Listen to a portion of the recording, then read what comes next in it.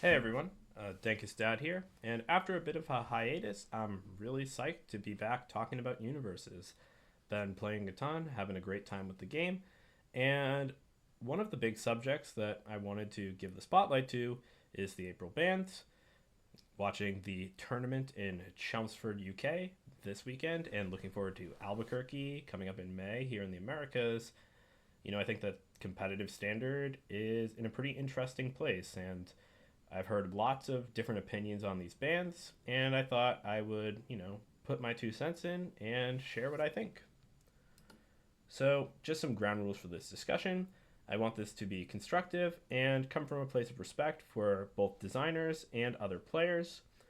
I am doing this not because I want to bash universes, say the designers are bad at their jobs, or that other players don't know what they're talking about, because that's not true. The designers have been getting more people into the game, been making interesting cards that, quite frankly, myself and others keep buying, and, have done a solid job making a fun game. And with these bands and erratas, they're trying to continue to make that game fun. With other players, too, you know, there are bigger card games. If they wanted to go out and try to get famous, people are talking about it because they really like universes, want to keep playing the game, and I'm in the same boat.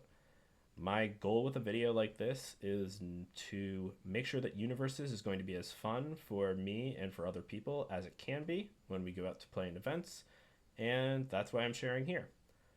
So, also on this note, I'm not going to be presenting solutions to these problems as a player. That's not really my role. I'm going to be focusing on identifying things that myself and other players enjoy about this metagame and things that some of us might find to be problems. And just by calling those out, I'm hoping this can springboard discussion, let other people share their ideas. Maybe there are some people who disagree with me and have really well reasoned, strong opinions about why. I would love to see that. And, I hope that sort of through discussion with the community, we can have the most fun game that we can. So, without further ado, we'll get into the cards. First up, we have Combined Firepower. This response is now a King Ghidorah response, which effectively means that King Ghidorah is the only character that can play Combined Firepower from their discard pile with its own effect. And in practice, this means that Combined Firepower is really only usable in King Ghidorah, even if other decks can nominally put it in their lists. Immortal Shapeshifter was outright banned, and this is a change that makes some sense. Life and Death both use this really well, both to blow up foundations and to mill extra cards, sometimes even gaining life.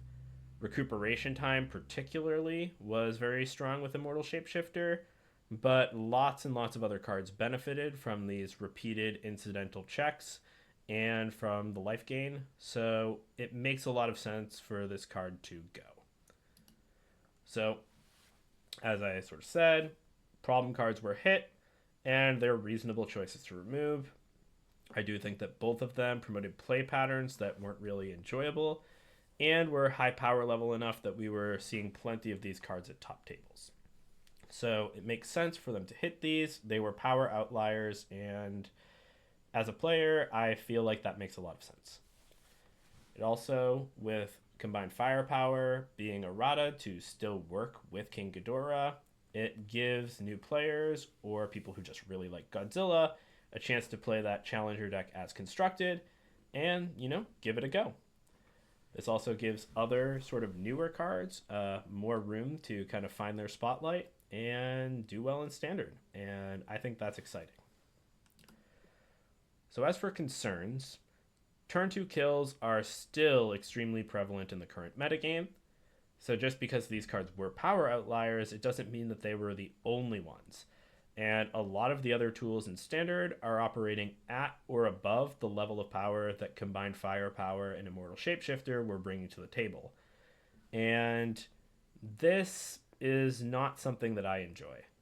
I think that by taking out these cards, we might end up with a more constrained metagame where we still have a few decks of the same power level floating around, but there are just fewer to choose from. And now we're in a place where players like me are still experiencing frustrating play patterns, but it gets even more stale more quickly because there are less cards that are going to be generating them. So I worry a bit about that, and my hope here is that I turn out to be wrong, that the metagame opens up a lot, and we see healthier decks that are having success in regionals and other events. The Bing Bong package is a particular thing, though, that I am worried about. And while I think that the problem is partially solved for now by limiting it mostly to Ghidorah, we still do need to worry about if a new engine for that comes around, and I'll talk about this more later in the video. And finally, I think that the fundamental gameplay loop of attacking, blocking, and choosing how to spend your limited resources feels pretty distant from the remaining cards in Standard. I don't think that a lot of the format is about incremental value, getting stats on cards, and pushing through what damage you can. Most decks that are well tuned have ways to do arbitrary amounts of damage on any given turn, and if an opponent doesn't have a specific answer, they will take an arbitrary amount of damage that is probably bigger than their health total and die. But when they do have that specific answer, the other deck is then thrust into that same position, and I do tend to find that sort of play pattern not as fun for me as trying to figure out how to sort of solve that problem and interact with my opponent through playing more enhance abilities, tweaking the stats either way from each side of the board, and trying to, really kind of outwit or outsmart my opponent at the risk of being outsmarted myself. So some potential problem cards that I think are still running around are Pony Tsunotori, who really is emblematic of all of these things. Pony, with her own abilities, is great at clearing her card pool and at seeing additional cards. Since she does discard to draw a card and is discarding 2 for 1, one would think that Pony's running out of cards. But since she was printed, cards like Wish Hard and Feral Shriek let her basically go even and turn her enhance into a pseudo-latent skill that lets her just fish for more attacks, while also generating her card pool clear and letting her just keep playing those attacks over and over. Godzilla is doing his thing either with or without City Rampage, and is just able to dish out massive damage on very little foundations, and most decks just don't really have great answers. A card like Determined Advance you can't really interact with by reducing its speed down to a blockable amount. You just need to have a big stage or have some sort of out that isn't blocking. Walk the Dog, one of the cards that goes in that deck for Godzilla. And in most decks that use it, this is effectively just a 4 difficulty, 6 low for 6 that stuns one, draws a card, and can powerful for a bunch of damage. And you can't really ask for more. Walk the Dog's one of the best attacks in Standard, and it seems to continue to be that way. And last, we have Science Bros, which was addressed in the ban directly and was called out as part of the reason for combined firepower being taken out of the card pool for so many characters.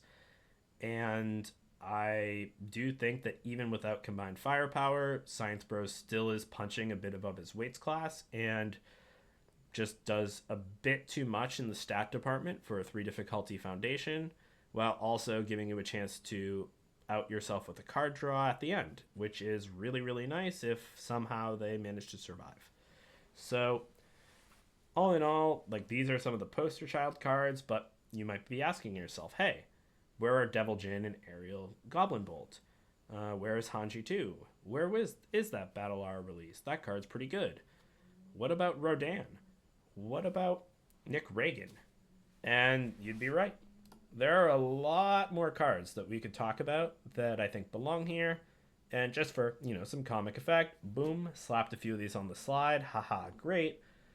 But if I wanted to do this, I could probably find about another dozen or so cards that I think are in a pretty similar space to where Combined Firepower and Immortal Shapeshifter were that would, warrant this sort of discussion. And, I encourage anyone else who's talking about this not so much to be looking for a particular card and trying to persecute it as the problem, but to take a look and see which cards are doing those same sort of things. And at least in my opinion, it feels like there are a lot of them and more than I can reasonably discuss here. So now onto this point about the Bing Bong package. I'm with you, loss of consciousness and avoiding conflict are some of the best examples of this. These are the cards that, when they enter your discard pile, remove and give you some sort of benefit. And because of their chaining with combined firepower before, it was very easy to mill through your deck and get all of these and get all your value. And we saw it with Mirko 2 taking the Death Casino to the top tables at Nationals and Worlds. And yeah, my own local friend Josh Atkins was really doing great with that. And a lot of other people had given it a shot. We saw I'm With You make its way into that championship winning list with Kevin Broberg. These are some good cards. And they're still going to be around. So what I find difficult about this is that combined firepower was merely the engine with which these cards were put into your discard pile quickly and consistently to allow them to get their effects early on in the game and front load more stats and more seal and other utility that you ought not to have had on that few foundations with that earliest start. And all it takes is another engine to be introduced to let you do the same thing once again. So we've seen it with Reiner 2 milling 4 on every attack. We can see that a character like, say, Porco on the Death and Fire symbols from Attack on Titan Apocalypse could potentially use all of these really well. And if there are more foundations that support self-mill or attacks that support it, these cards might be able to still perform at this sort of outlier power level without combined firepower being required to make it happen. So this is something that I'm going to be keeping an eye on myself. And, I kind of encourage everybody to sort of think about this as, we keep going and try to sort of evaluate whether we're at a point where these cards are just continuing to perform in a way that is, unhealthy, even without combined firepower sort of facilitating it. And then the last point I wanted to talk about is sort of this concern about attacking and blocking fundamentals. I'm not going to be going into solutions. I don't think there's some easy fix that the designers can just whip out and change. And, it's going to be a long process if it were to change. Because this has been sort of baked into Universus, I think, since the release of Dark Tournament. And what has happened is card pool clear and card draw have just become much more abundant and standard. And it is far easier to consistently kill your opponent early in the game because of this. Just, being able to see more cards in your hand with card selection tools like Horrifying Realization is really good. Even if you're not actually netting positive cards, just having the odds to see more attacks and the tools to actually play and pass the checks to make them happen means that you're just going to be getting some early kills. And what I dislike about this is that it limits the tension of a lot of decisions that the game system promotes really well. I really do like debating which cards I want to build from my hand and focusing on my block zones, thinking about how I can incrementally generate speed, what I can do to get that last card draw I need later in the game. I think that these are fun problems to solve. And I respect that not everyone else will think so, but it's pretty cool. And I'll admit that a deck like Pony is really fun to play. I know that the first time I gave it a shot, I drew 3 lethal flashes in my opening hand. And turn 2, I'm sitting on 13 cards in hand. My opponent is hanging on for dear life. And I sure did take out all 30 of their health on 4 foundations, and boy, was that wild.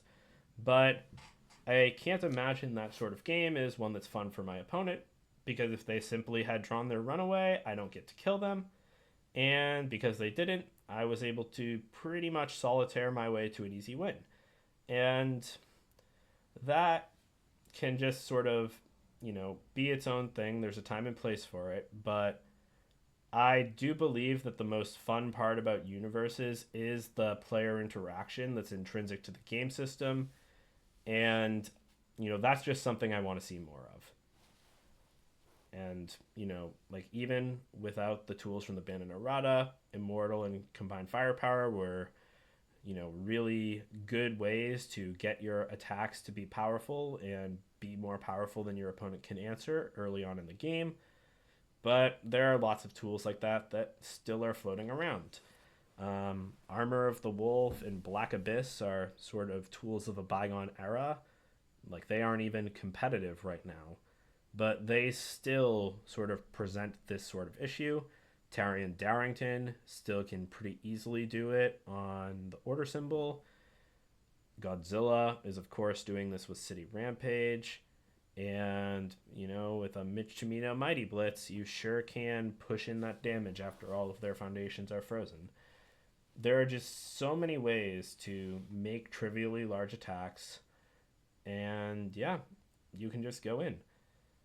It's not really something that I think is great unless there are more, universal ways to answer it. So I guess I wouldn't call that a solution, but there are just not a lot of ways for some decks to out those type of strategies, and I feel like it is limiting on which decks I can choose as a competitor and feel good about my chances again into the field. So you might be watching this and think, gee, you're a moron. Why would you say all of this stuff that's wrong? Or you might think, maybe there's something to it. But in either case, share how you feel. Comment here, go into the Universus Discord, look at David or Tam's videos or any of the other big creators of the community, and share how you're feeling. Keep the same sort of level of respect here, but just tell them, I think these cards are fun. I've been having a blast playing with and against this. Here's why. Figure out what makes the game work for you and talk about it. If you want the designers to do something different or give you a different feeling, the only way that they're going to know that is if you are engaging with the game, engaging with other people, and communicating it in a way that they're going to want to listen to. So, be polite, respect that they're people who, while they're making something fun, also have their own feelings, have got to eat, got to pay the bills, and they're doing their best. So let them have it. Then play formats that are fun for you. If standard isn't gelling for you, see if you can go back to My Hero Academia Spotlight maybe. Try out a heroic format or even do draft or sealed. And, if you're looking for someone to draft with, I will play with you anytime. Let me know. But engage with the game in a way that's fun. Don't force yourself to do something that isn't fun. And if you're still liking Universes, just say how and tell people. But anyway, that's all I wanted to say. Thank you guys for watching, and I really appreciate you sort of joining me on the ride. And I'll be talking more Universes soon, so it was a lot of fun. Thanks, and peace.